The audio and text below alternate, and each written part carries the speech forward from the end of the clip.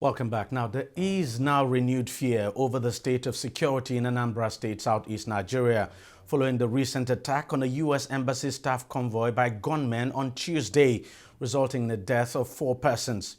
According to Deputy Superintendent of Police and spokesperson of the Anambra State Police Command, Tochukwu Ikenga, the attackers murdered 2 police operatives and 2 staff of the U.S. consulate and set their bodies and their vehicles ablaze.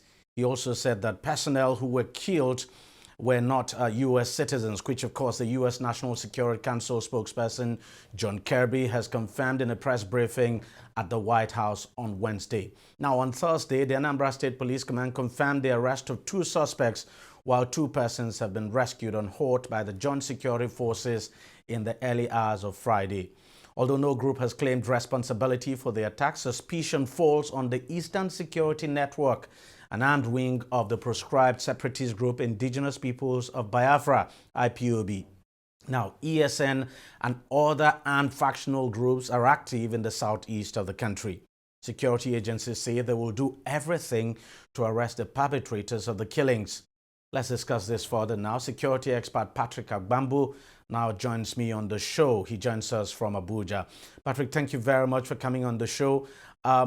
Give me your take on these killings. Who do you suspect? Which group do you suspect carried out this attack? Yeah, the killing is quite unfortunate. It's sad and it's barbaric because life seems not to have meanings to these marauding criminals, daredevil persons that have turned the southeast to a killing field.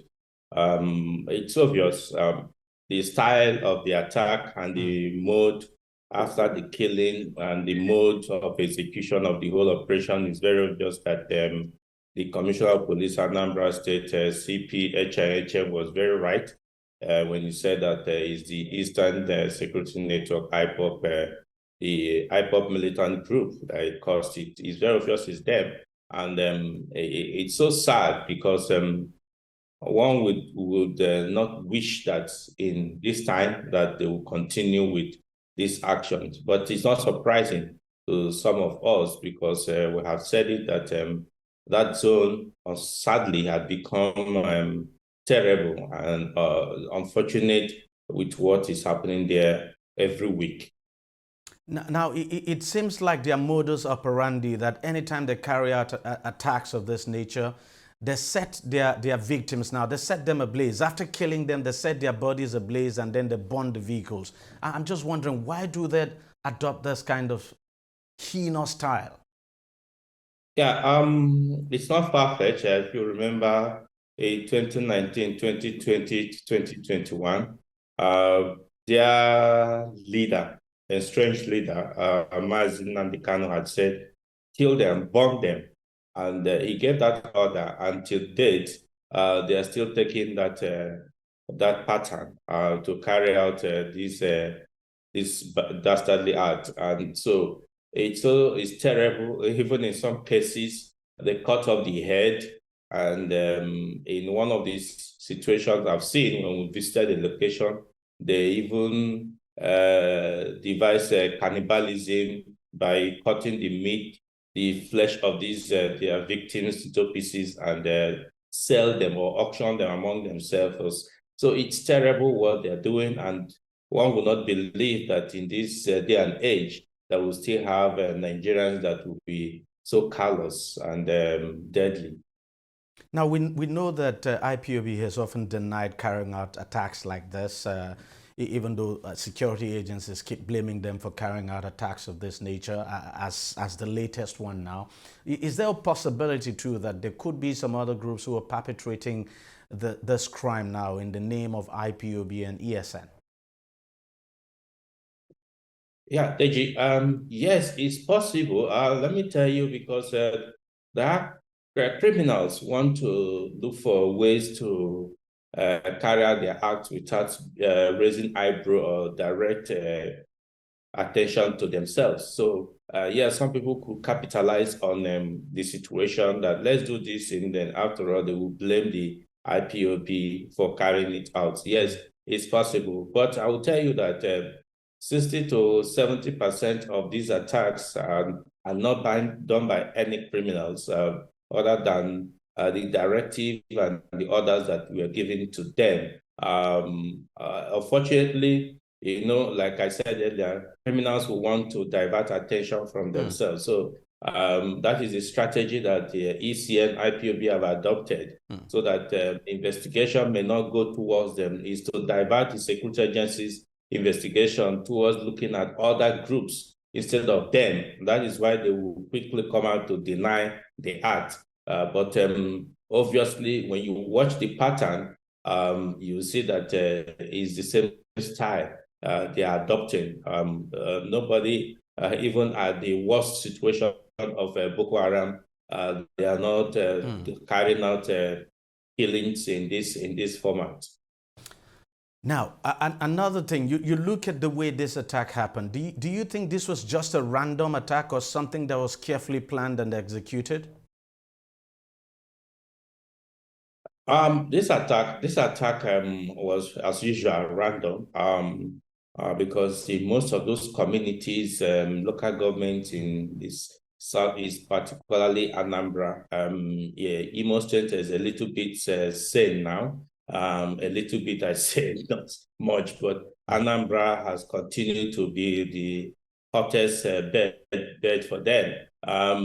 You see them on patrols, you see them mounting roadblocks in some areas, looking for anything that semblance of security presence, and so to attack. That is in line with the directive they were giving, and they don't want to have any security people in the land. That is the directive. So this vehicle had come with escorts and dark black vehicle, two of them, and so obviously fit into the description of those they must attack. Even though sometimes they attack buses to single out some people they think are people coming from outside the southeast zone and all that. But it's one of those things that has made the area very, very troubling. Random attacks. And though some people have said that it was just a few hours after the news of the American Secretary of State calling the president-elect and all that. But I think that is one of those unfortunate incidents of running into them and got caught in the fire. Now, why do you think it's been difficult for the security agencies to actually deal with this group now once and for all, to overwhelm them and overpower them? Because you look at the size of the Southeast, it's really not so big. Even Anambra State itself is not so big. But then these guys just keep running riot.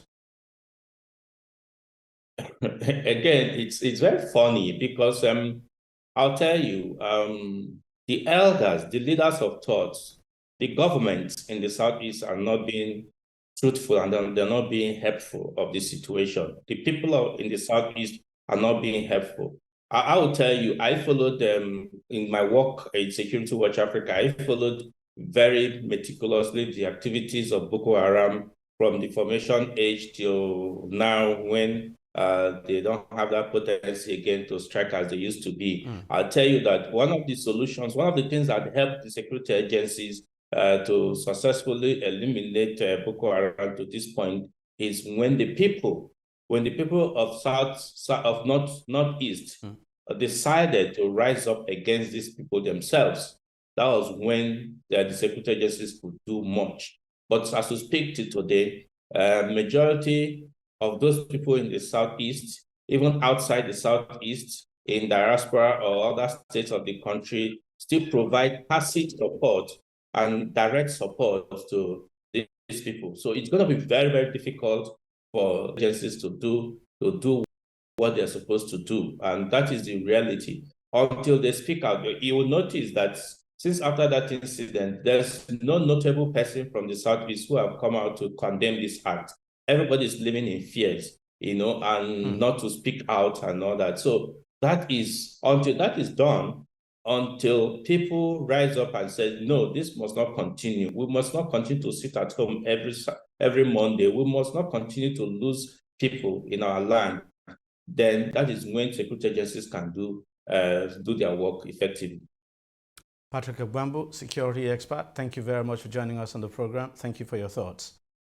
All right, that's how much we can take on the program this week. We thank you very much for watching. I'll see you again next week. Bye-bye.